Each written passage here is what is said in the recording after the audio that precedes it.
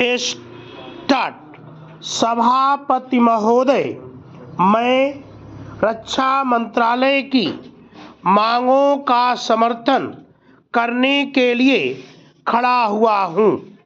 वर्तमान घटनाओं से पता चलता है कि संसार का हर देश अपनी सुरक्षा के बारे में चिंतित है और उसके लिए हर प्रयत्न कर रहा है।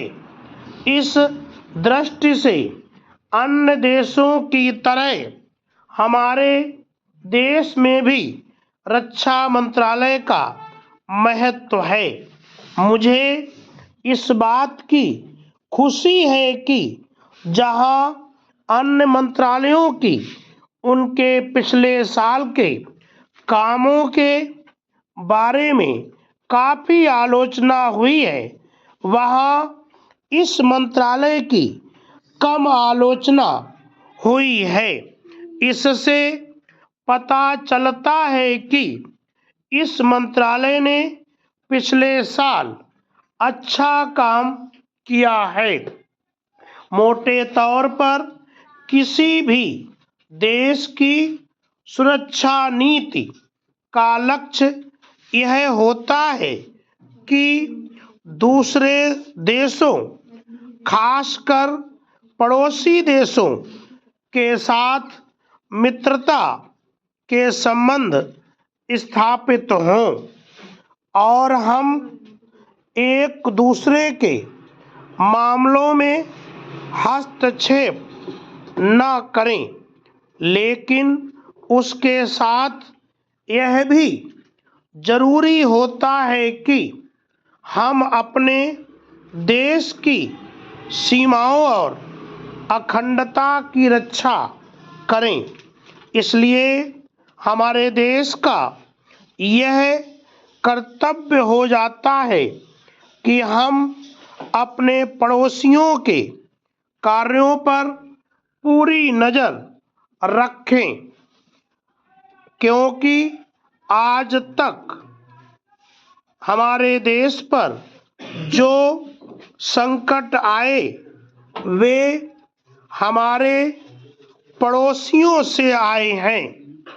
1965 में पाकिस्तान के साथ जो लड़ाई हुई और उसके बाद ताशकंद में जो समझौता हुआ वह सिर्फ कागजों पर ही रहा।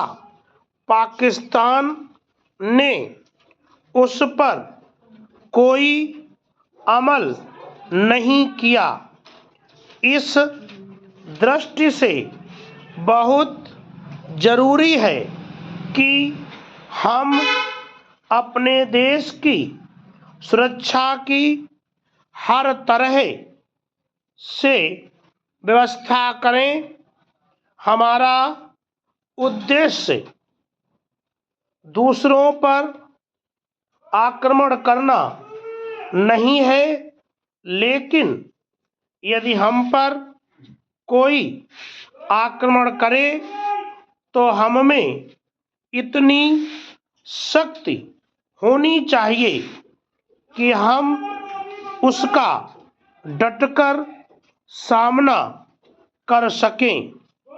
आप जानते हैं कि पिछले दिनों पाकिस्तान को अमेरिका और चीन से काफी मदद मिली है।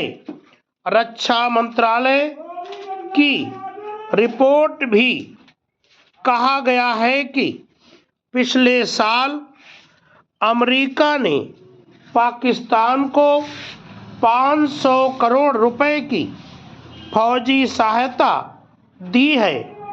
आज जहां हम फौजी सामान के लिए अपने कारखानों की मदद से अपनी शक्ति बढ़ा रहे हैं, वहीं अपनी नीति के कारण वह सब देशों से लाभ उठा रहा है। मेरा सुझाव है कि हमको भी अपनी शक्ति बढ़ाने के लिए संसार के अन्य देशों से अधिक फौजी सामान खरीदना चाहिए। आज तिब्बत की सीमा पर चीन की 1.5 लाख फौज खड़ी है। स्टॉप।